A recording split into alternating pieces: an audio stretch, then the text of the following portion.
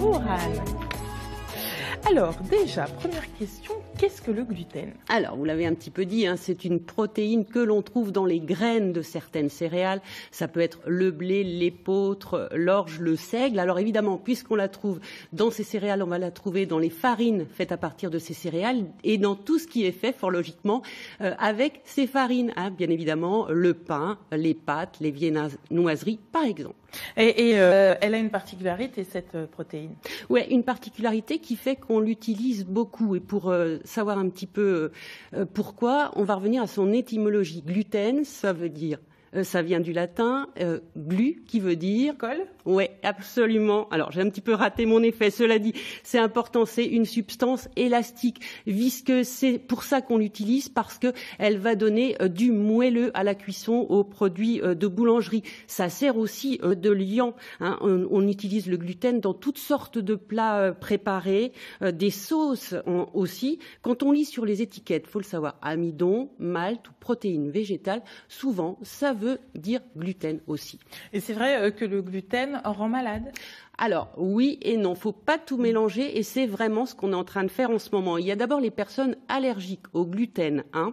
On devrait dire au blé. C'est très rare, là la réaction est immédiate. Dès que cette personne mange un produit qui contient du blé ou même simplement en la respirant, il va réagir, déclencher une crise d'urticaire, des troubles respiratoires, ça peut être aussi de l'asthme, des œdèmes. Rien à voir donc avec l'intolérance au gluten? Non, alors l'intolérance au gluten, c'est une vraie maladie, la maladie cœliaque, et c'est d'ailleurs la journée mondiale, aujourd'hui 18 mai. Cette maladie, elle va se manifester par des troubles digestifs récurrents, constant, une grande fatigue aussi, une anémie, un amaigrissement, alors que la personne mange normalement. On ne comprend pas du tout. C'est une maladie silencieuse qui est parfois très très longue à diagnostiquer. Oui, et qui peut avoir de graves conséquences. Oui, alors parce que pourquoi? Qu'est-ce qui se passe avec cette maladie? Eh bien, tout simplement, le gluten va attaquer la paroi intestinale, en particulier l'intestin grêle, et empêcher l'absorption des nutriments. Vous savez, les vitamines, les minéraux, d'où l'anémie, l'amaigrissement. Alors bien sûr, pour ces personnes-là, ces intolérants au gluten, la seule solution, c'est le régime sans gluten à vie. Alors, il y a les allergiques, les intolérants, mais aussi les personnes juste sensibles au gluten. Oui, ou hypersensibles. Alors ça, c'est le gros des troupes. Hein. C'est des personnes qui ne sont ni allergiques, ni vraiment intolérantes, mais à qui un régime sans gluten peut être prescrit. Je dis bien prescrit par un médecin. C'est important, on ne fait pas n'importe quoi. Le sans gluten ne se justifie que pour ces trois catégories-là? Oui, absolument. Les allergiques, les intolérants, les hypersensibles, ça nous fait à peu près 7% de la population française. Ça n'explique absolument pas du tout le boom du sans gluten, un marché confidentiel il y a encore 5 ans qui explose littéralement. Bien, pas bien, justifié, pas justifié. On voit ça, si vous le voulez bien, juste après le reportage. Le sans gluten, impossible de passer à côté. Dans les grandes surfaces, il s'affiche un peu partout et a même son propre rayon.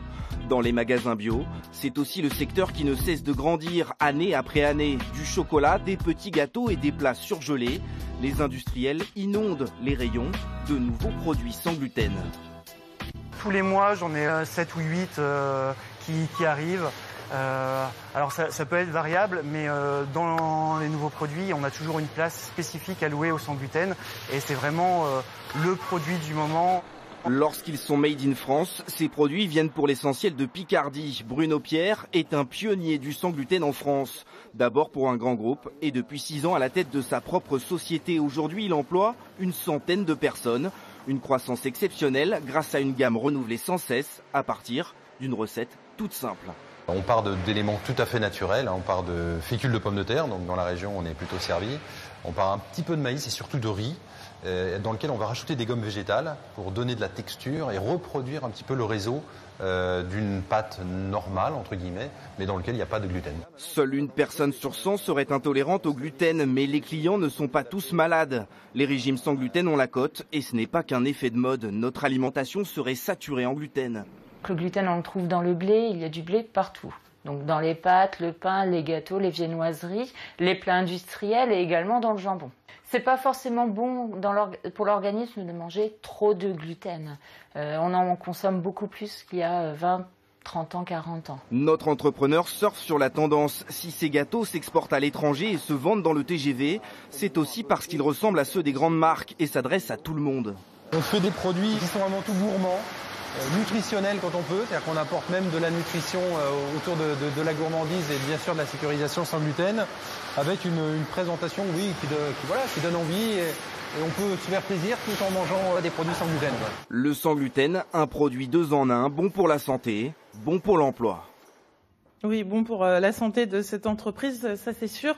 Pour la santé, on va voir cela. Comment s'explique cette mode du sans gluten ? Eh bien, tout simplement parce que ce régime sans gluten n'aurait que des avantages, pas seulement pour ceux qui ne supportent pas le gluten, pour tout le monde. En tout cas, c'est ce qu'on entend. C'est ce que nous disent à longueur de pages de magazines des stars d'Hollywood passées au gluten-free. C'est très, très tendance. Il y a même des champions de tennis qui s'y mettent. Voilà, ça serait vraiment une nouvelle pratique alimentaire qu'il faudrait adopter, qui vient des États-Unis, on l'a compris. Là-bas, les 2/3 des Américains sont déjà passés au gluten-free. Quand on vous entend, c'est juste formidable. Alors, formidable, oui, ça serait absolument extraordinaire puisqu'on se sent mieux, moins ballonné, plus léger, ça ferait même maigrir. Attention, évidemment, manger plus sain, c'est pas forcément une mauvaise idée. On a entendu la diététicienne qui nous disait aussi dans le reportage, on mange trop de gluten. Donc, on se dit, oui, effectivement, on va essayer d'en manger moins. Mais il faut faire attention quand même. On nous dit aussi que le blé utilisé aujourd'hui contiendrait plus de gluten qu'autrefois. Alors là, ça se discute. En tout cas, ce qu'il faut dire, c'est que c'est l'abus qui est dangereux. Passer au sans gluten complet quand on le supporte, ça n'est pas forcément une bonne idée. Et le blé utilisé aujourd'hui contiendrait plus de gluten qu'autrefois. Voilà, je viens effectivement de le dire. Peut-être a-t-il été modifié. En tout cas, là, c'est une discussion scientifique sur laquelle je vais pas m'avancer du tout. Complètement. Et lesquels, par exemple ?